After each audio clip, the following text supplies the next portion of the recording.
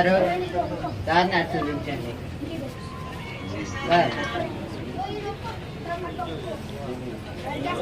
అట్లే ఆహ్వానం పలుకుతా ఉన్నాం.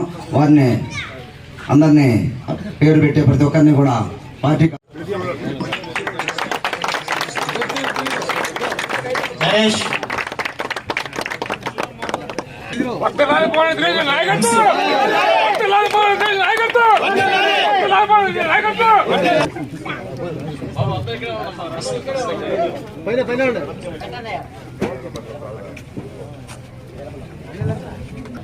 కరిమొల్ల కాపాకు సుబ్బయ్య పల్లం రాధమ్మ పల్లం కరిష్మా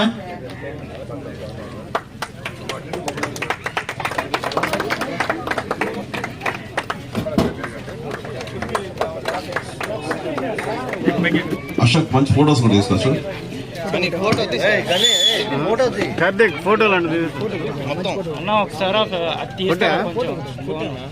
అందరికీ నమస్కారం.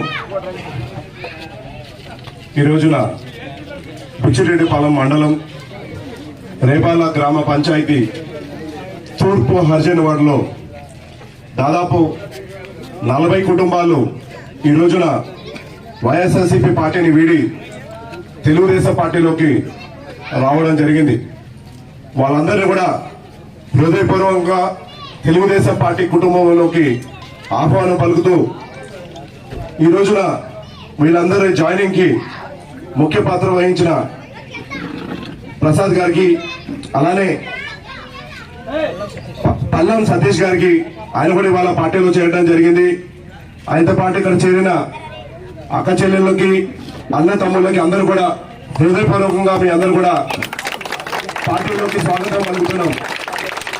రానున్న రోజుల్లో మీ అందరి సారథ్యంలో మన గ్రామంలో జరగాల్సిన అన్ని అభివృద్ధి పనులు చేసుకున్నామని చెప్పి తెలియజేసుకుంటూ ఇక్కడున్న మండల నాయకత్వాన్ని, అలానే రేపాల గ్రామ పంచాయతీ నాయకత్వాన్ని వీళ్ళతో పాటు కలిసి మీ అందరూ కూడా ఎటువంటి విభేదం లేకుండా పార్టీ గెలుపు కోసం మనం అందరం కూడా కలిసికట్టుగా పనిచేసి రానున్న రోజుల్లో రేపాల పంచాయతీలో, అలానే బుచ్చిరెడ్డిపాలెం మండలంలో, కోవూరు నియోజకవర్గంలో తెలుగుదేశం పార్టీ జెండా ఎక్కడ చూసినా కూడా మన జెండా తప్ప ఇతర ఏ జెండాలు కూడా కనిపించకుండా మనమందరం కూడా శక్తి వంచన లేకుండా పనిచేద్దాం.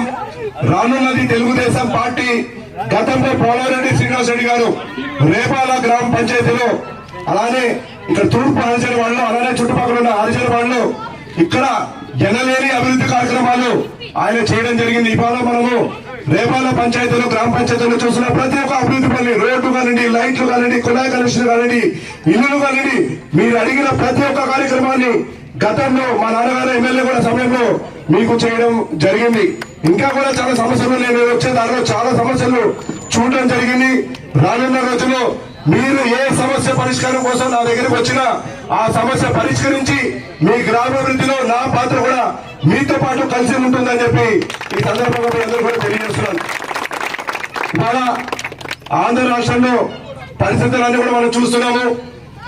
ఎక్కడ తెలుగుదేశం పార్టీ, జనసేన కలిపి సభలు పెట్టినా, ఎక్కడ మనము ఒక కార్యక్రమం చేపట్టినా అక్కడ ప్రజలు స్వచ్ఛందంగా అందరూ తరిగి రావడం జరుగుతుంది. అలానే వైఎస్ఆర్సీపీ పార్టీ వాళ్ళ సభలు చూస్తే, వాళ్ళు పెట్టిన సిద్ధం సభలు కానీ ఇంకే సభలు చూసినా వాళ్ళు బెదిరించి భయపెట్టి మనల్ని డబ్బులు ఇచ్చి తోడడం తప్ప వాళ్ళకంటూ ప్రజా బలం లేని పార్టీ ఏదైనా ఉందంటే అది వైఎస్ఆర్సీపీ పార్టీ. ఇప్పటికే అర్థమైపోయింది వాళ్ళందరికీ. వాళ్ళ పార్టీ నుంచి నాయకులందరూ కూడా ఒకరు తర్వాత ఒకరు అందరూ కూడా వీడి తెలుగుదేశం పార్టీలోకి చేరుతున్నారు. అందరూ కూడా ఇవాళ ఈ పరంపర కేవలం ఈ రోజు రేపాల పంచాయతీలో జరిగింది, నిన్న కొడవలూరు పంచాయతీలో జరిగింది, మొన్న కోవూరులో జరిగింది.